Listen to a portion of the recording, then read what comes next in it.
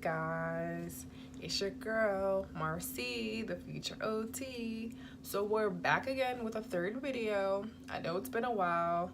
You guys notice anything?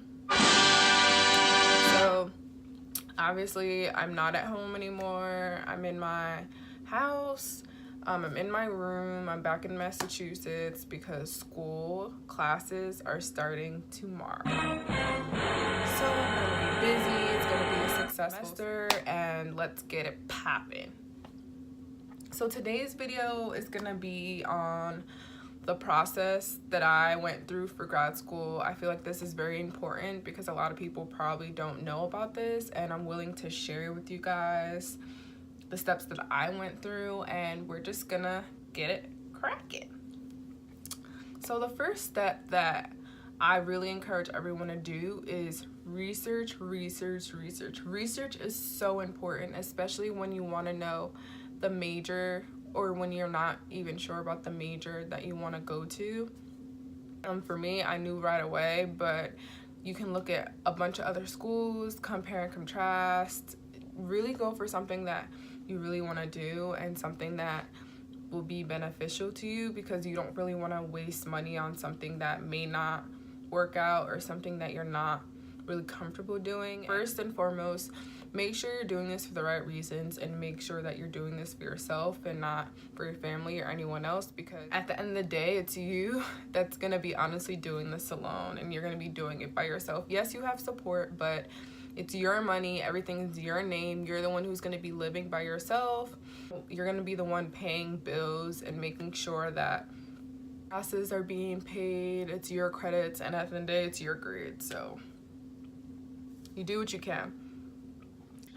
You're going to look up the application fees, the process, what classes you need. So for me, I think I had to have a B- or higher to apply to the schools that I wanted to apply to. I had to make sure that the courses I needed were there. I did have to take an additional class before I enrolled for the year for that specific school, which isn't a big deal. If you don't have that one class, you can always take it the summer before. It's probably going to be a little bit more expensive because it's out of pocket, but what can you do? You have to see if the GRE is needed. So the GRE is a worldwide exam that is required for most graduate programs. It's a test kind of like the SATs, like how we did in high school. Well, some schools require a GRE. So you would study for that. They have books and stuff on Amazon or Cheggs, and you basically study for that. Luckily, my school or the schools that I applied for didn't need it, so I didn't have to prepare for that. But if you do take the GREs, if you have a really high GPA, you're not a good test taker, I'm not a great test taker, don't be discouraged, because you can still get into school. And if you don't have the best GPA and you have a high GRE score, that can work in your favor as well. Sorry, I'm like looking at my notes that I have. So I would suggest that you pick the top 3 schools just to be safe. Some people do 5 or more, but grad school applications are pricey. I'm not gonna lie. Like, one of my grad school applications was $210 and the other one was $75, so it varies. It takes a lot of effort. It takes a lot of work to apply to these programs.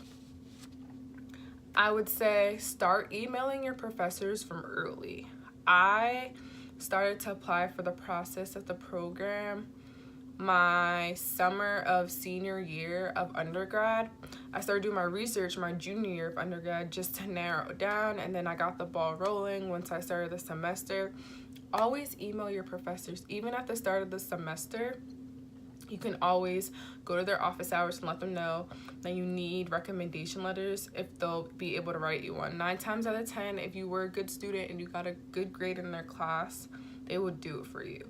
I would say maybe a month before recommendation letters are due for your program or for your school, give them that deadline so you can have it way before in advance, because sometimes they have to email it in themselves, they have to send a link out, or you got to make sure that they uploaded it to the website. It's just a lot that you have to take in, and it's just stressful if you wait to the very end and then documents are missing and stuff. It can be a mess.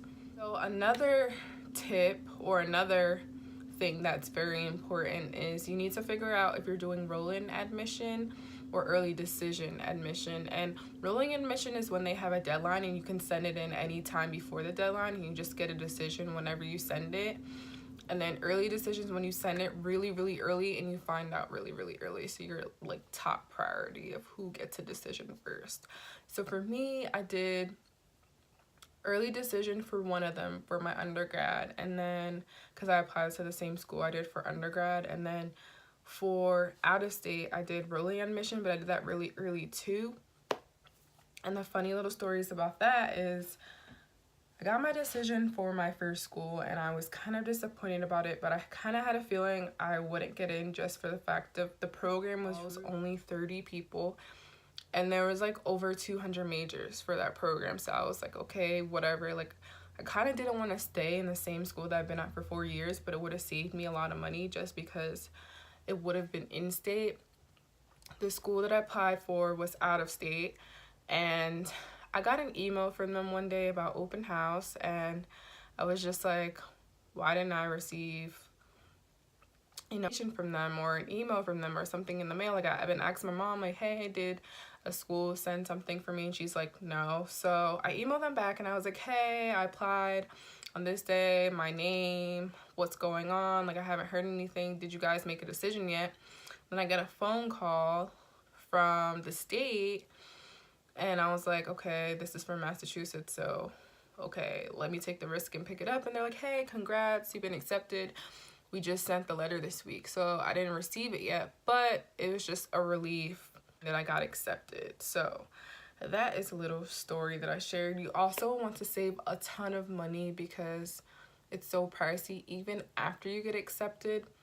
Like for me, I had to pay a $500 deposit to just hold my spot, because a lot of people, they'll pay and then they'll just not attend. Sometimes people are waiting for other decisions, so they'll pay to hold their spot and then they'll tell the school that they can't go. Me, I don't have that type of money to just hold the spot and then if I don't want to go to that school anymore, like, just leave it, because I feel like this is a once in a lifetime experience, because if I didn't accept it, I would have to wait a whole nother year to apply to other schools and then try to hear back from that.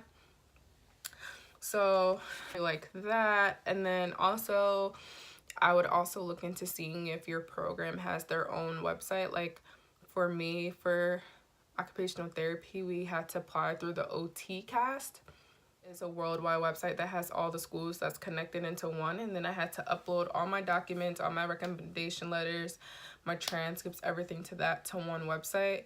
And then sometimes also their school also had their own website, which was kind of confusing. But I am gonna make a whole separate video on applying for occupational therapy school, but I just want to let you know some things that I went through for the graduate school process. Also, when you apply, please start applying the summer of your senior year of undergrad, because you don't want to wait till last minute, wait till all the deadlines pass, or you forget a deadline. I would suggest writing everything down. Like, I have a planner and I literally write everything down, all the dates, what is due. Make sure you check in, because things can go wrong, schools can mess up, schools can send wrong transcripts, papers, so you just have to make sure you're on it.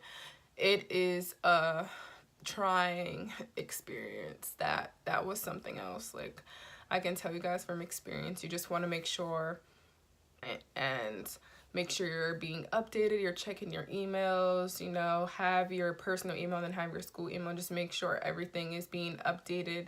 Write things down, write your passwords down, because trust me, it is a lot. So just want to take the time to share that with you guys. Comment, like, subscribe for this video. We're going to have new videos coming out as classes approach.